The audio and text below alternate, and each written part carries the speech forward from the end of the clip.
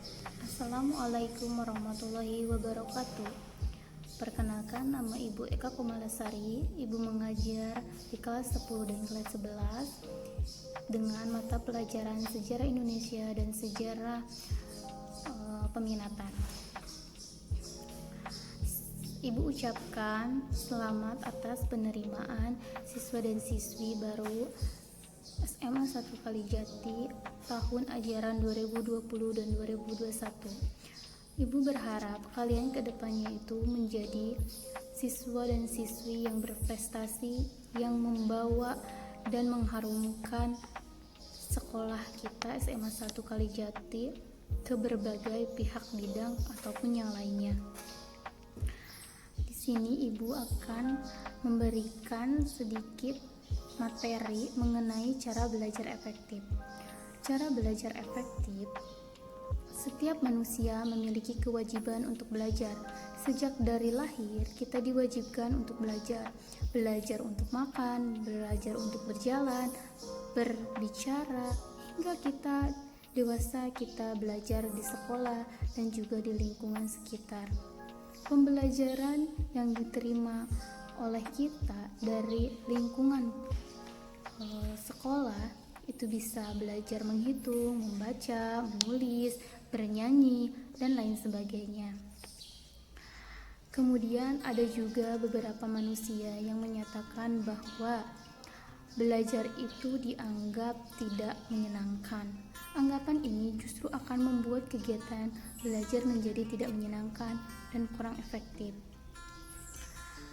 Bagaimana cara belajar menurut psikologi?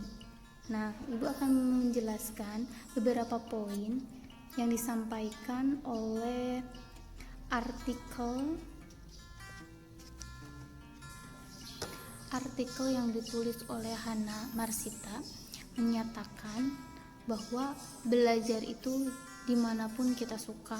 Poin utamanya itu satu, memiliki tempat belajar yang disukai tentu akan membuat kita senang dan merasa nyaman untuk belajar. Contohnya, kalau di rumah bisa belajar di kamar, ruang tamu, dengan berbagai macam kegiatan yang lainnya, seperti di ruang TV. Kemudian, kalau di sekolah, kita bisa belajar di perpustakaan, di musola, di ruang kelas. Akan tetapi ada syaratnya. Kalau ada jam pelajaran berlangsung, maka tetap harus mengikuti kegiatan di dalam kelas. Apabila kalian melanggarnya, maka kalian dianggap tidak mengikuti pelajaran yang sedang berlangsung gitu. Nah, untuk poin yang kedua, cicil pelajaran sedikit demi sedikit. Jangan terlalu banyak belajar dengan jumlah mata pelajaran dalam satu waktu. Sebaiknya kalian mencicil pelajaran sedikit demi sedikit. Maka dari itu, sebaiknya kita semua yang sedang mengikuti pembelajaran pada hari ini misalkan, nah di rumah itu kalian akan buka kembali materi-materi yang tadi di sekolah sudah disampaikan oleh ibu dan bapak guru untuk memahami lagi pembahasan yang dibahas oleh ibu dan bapak guru agar kalian mengingatnya atau kalian memahaminya agar tidak mudah lupa saat sewaktu-waktu ibu dan bapak guru menanyakan kembali materi yang sudah disampaikan pada minggu berikutnya atau minggu sebelumnya. Kebiasaan yang sering terjadi di ranah pendidikan terutama di SMA, SMP, SD, mereka tidak mengulang kembali di rumah apa yang materi telah disampaikan oleh bapak dan ibu guru. Setelah mereka melakukan pembelajaran sekolah, sudah saja stop sampai di situ. Mereka tidak belajar di rumah kembali. Mungkin dari beberapa di antara kalian yang menyaksikan video ini, mungkin ada satu atau dua yang sering mengulang kembali, mengulas kembali, memahami kembali materi yang udah disampaikan Bapak dan Ibu guru ketika di sekolah.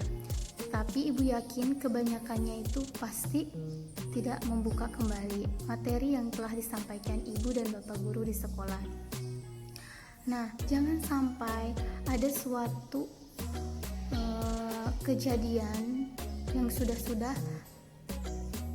mereka sering melakukan pembelajaran atau pengulangan materi, memahami materi lagi apabila sedang menjelang ujian sekolah atau ulangan harian atau UAS. Mereka sering melakukan kebut semalam.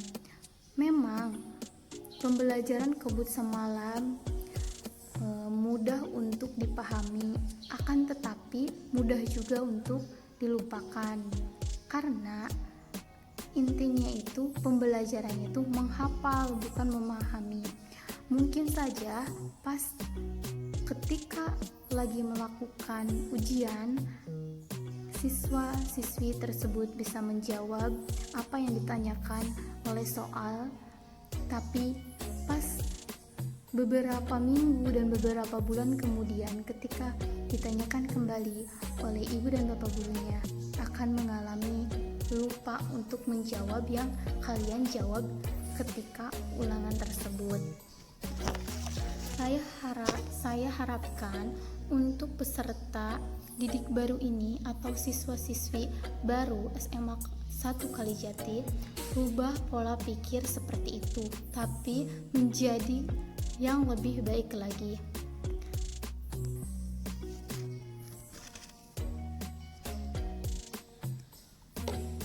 Poin selanjutnya itu bagi waktu belajar.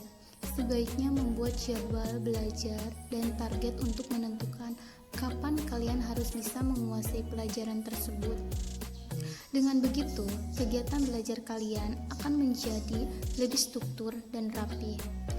Kemudian, misalkan ada permasalahan, kalian kurang memahami pembelajaran matematika, maka kalian fokuskan terus melakukan latihan-latihan soal di rumah agar memahami soal-soal dari matematika tersebut. Kemudian poin selanjutnya itu jangan malu bertanya.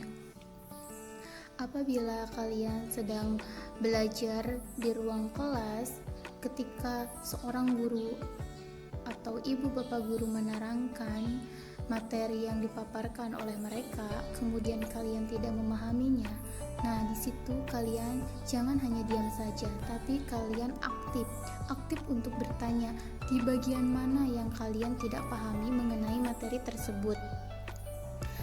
Di sini akan ada sistem berdiskusi atau penjelasan kembali dari ibu dan bapak guru mengenai pemahaman yang kurang kalian pahami gitu. Intinya itu dalam proses pembelajaran kalian jangan malu untuk bertanya, entah itu kepada bapak dan ibu guru, kepada teman, atau kepada keluarga di sekolah SMA 1 Kalijati ini.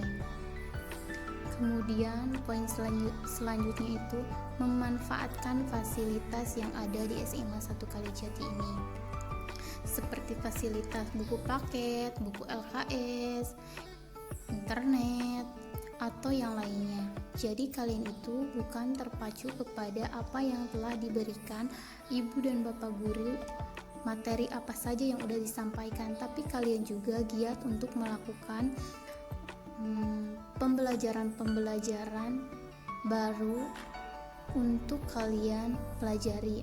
Jadi kalian itu jangan maunya disuapin doang sama ibu dan bapak guru, tapi kalian juga harus mencari sumber-sumber yang menumpang tentang materi pembelajaran tersebut atau referensi dari pembelajaran tersebut. Mungkin cukup sekian pembahasan yang bisa ibu sampaikan.